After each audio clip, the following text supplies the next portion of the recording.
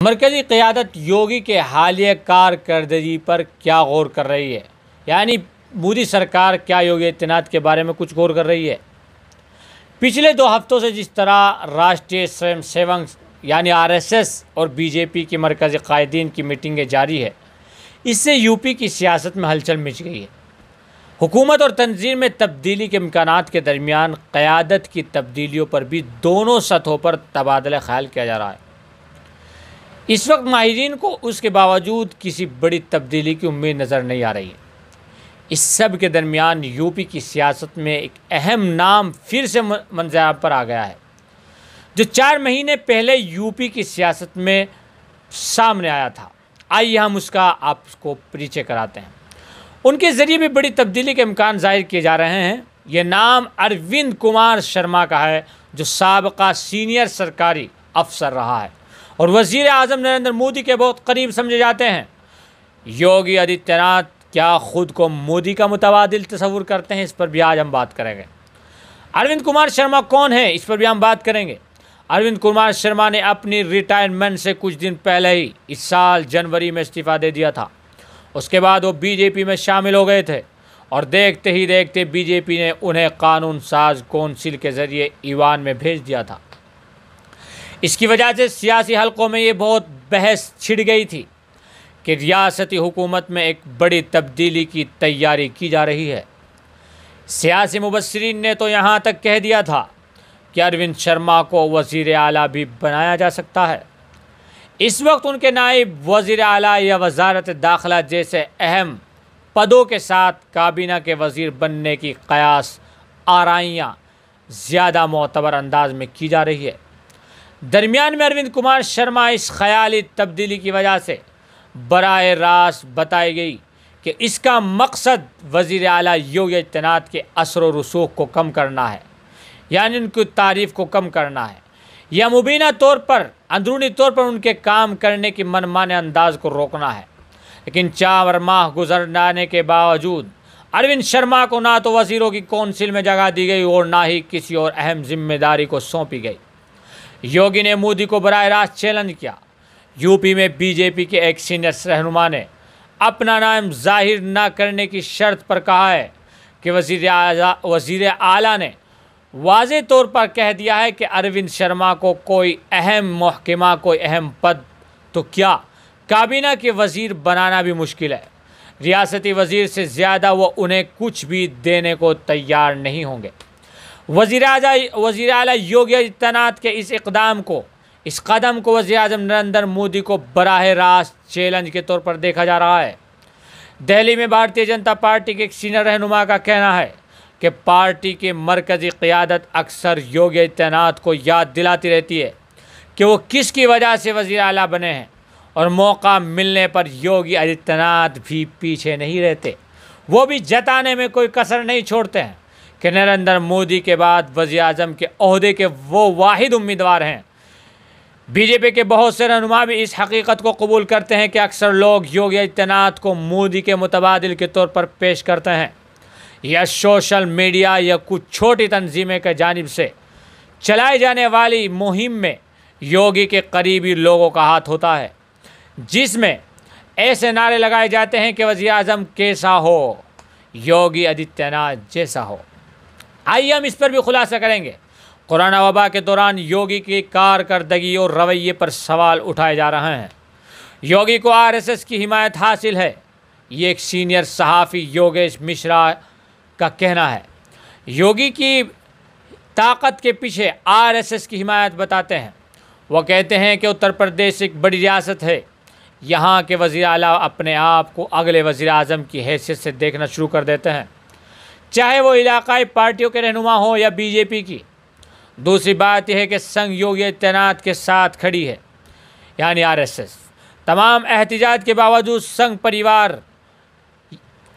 की ही वजह से वो वज़ीर आला बने थे और आज भी वो संघ की पसंद है। अरविंद शर्मा को पैराशूट की तरह यहाँ भेजने का कदम आरएसएस की नज़र में भी मुनासिब नहीं है। दोस्तों, उत्तर प्रदेश में योगी आदित्यनाथ की क़यादत में बीजेपी हुकूमत अब अपनी मुद्दत पूरी करने वाली है, लेकिन रियासत में बराह रास्त वज़ीर आला को तब्दील करने का जो बात चल रही है, इस बात के पिछले 4 सालों में कभी नहीं सामने आई थी। जितने ये अंदेशे आज जाहिर किए जा रहे हैं, या यूँ कहा जाए कि इस तरह की गुफ्तगू शुरू होने से पहले ही दम तोड़ दी थी। चाहे ये अमन व कानून की सूरत हाल पर हुकूमत पर सवाल उठाने का मामला हो, या बीजेपी की नाराज़ अरकान असम्बली के जो विधायक, एक बड़ी तादाद विधायकों की जो असम्बली में धरने पर बैठे रहने का मसला हो। योगी के बारे में कहा जाता है कि उन्हें आरएसएस की हिमायत हासिल है। इस पर भी हम खुलासा करेंगे। सीनियर सहाफ़ी सुधारत का हंस का कहना है कि पिछले 4 सालों में यह पहला मौका है जब कुछ वज़रा को इनफरादी तौर पर बुलाया जा रहा है और आरएसएस और बीजेपी की तंजीमें मीटिंगों में उनकी राय ले रही है। उनके बकौल ये एक कोई मामूली बात नहीं है। वज़रा और मेंबरान असम्बली की जिस तरह की शिकायत थी, उन्हें कभी कोई अहमियत नहीं दी जाती थी। सिर्फ चंद मुंतखब अफसरान पूरी हुकूमत चला रहे हैं। लिहाजा ये बात यकीनी है कि योगी आदित्यनाथ के काम करने के अंदाज़ पर संघ के साथ साथ बीजेपी में भी गौर शुरू हो चुका है। ये बात भी सच है कि योगी आदित्यनाथ की जानिब से भी अपनी ताकत का एहसास कराया जाता रहा है। अब ये सूरत हाल है कि बीजेपी योगी को हटा भी नहीं सकती, यानी हटा भी नहीं पा रही है, और उनकी क़यादत में अगला इलेक्शन भी लड़ने की हिम्मत नहीं कर पा रही है। चलिए हम आपको बताते हैं कि योगी आदित्यनाथ से नाखुशी की क्या वजह है। बीजेपी में कोई भी रहनुमा या तर्जमान अरविंद शर्मा मामले में योगी आदित्यनाथ के रवैये के बारे में कुछ कहने के लिए तैयार नहीं है दोस्तों, लेकिन सब ये तस्लीम कर रहे हैं कि पार्टी के अंदर सब ठीक है, यानी सब ठीक नहीं है। हाँ सॉरी, वज़ीर आला योगी आदित्यनाथ से नाराज़गी जाहिर करने वाले वज़रा और विधायक असम्बली में भी इस मामले पर बात करने से कतरा रहे हैं, लेकिन अपना नाम जाहिर करने की शर्त पर बहुत कुछ भी बोल देते हैं। ऐसे ही एक एमएलए की विधायक ने कहा है कि कोविड के दौरान मरकज़ी क़यादत रियासती हुकूमत के तर्ज अमल से बहुत नाखुश है। अवामी सतह पर अगरचे इस वाक़े को संभालने की कोशिश की गई थी, लेकिन इसके बावजूद कि इजलास इसी रवैये का नतीजा है कि पंचायत इंतखाबात के नताइज के सबब भी योगी के बैकफुट पर हैं। अगर आपको बताएं, मरकज़ी क़यादत योगी की क़यादत में अगले रियासती इलेक्शन लड़ने में क्यों हिचकिचा रही है, मैं बताता हूं आपको। पिछले हफ्ते राष्ट्रीय स्वयंसेवक संघ के सरबराह दत्तरिया हसबाले ने यूपी के सियासी नब्ज़ का अंदाज़ा लगाने लखनऊ आए थे। इससे 3 दिन पहले दत्तरिया हसबाले ने दिल्ली में उत्तर प्रदेश की सियासी माहौल पर बातचीत के लिए वज़ीर-ए-आज़म नरेंद्र मोदी और वज़ीर दाखिला उमेश शाह और बीजेपी की कौमी सदर जेपी नड्डा से एक अहम मुलाकात की थी।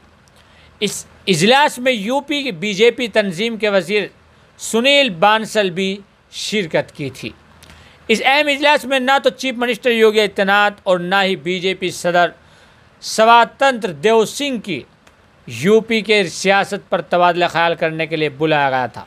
अगर माहिरीन पर यकीन किया जाए तो सीएम योगी आदित्यनाथ को ये बात बुरी लगी थी।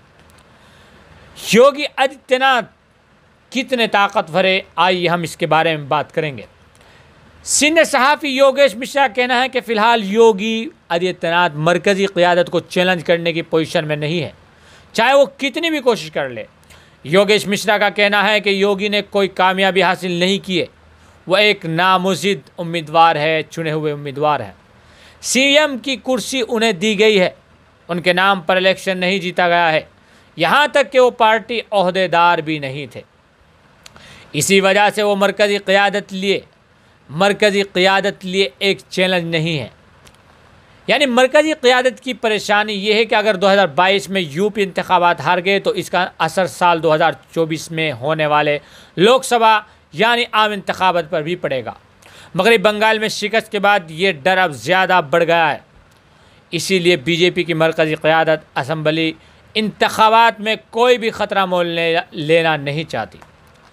अगर इस वक्त की मैं आपको बात बताऊं, सियासी मुबस्सिरीन का ये भी कहना है कि योगी आदित्यनाथ के हक़ में ना तो बहुत से एमएलए हैं और ना ही वज़ीर हैं और ना ही संघ यानी संघ आरएसएस उनके साथ इतनी मजबूती से खड़ा है, इसका भी कोई भरोसा नहीं है कि उसे हर हाल में उसका साथ देना पड़े। आरएसएस के बारे में बता रहा हूँ।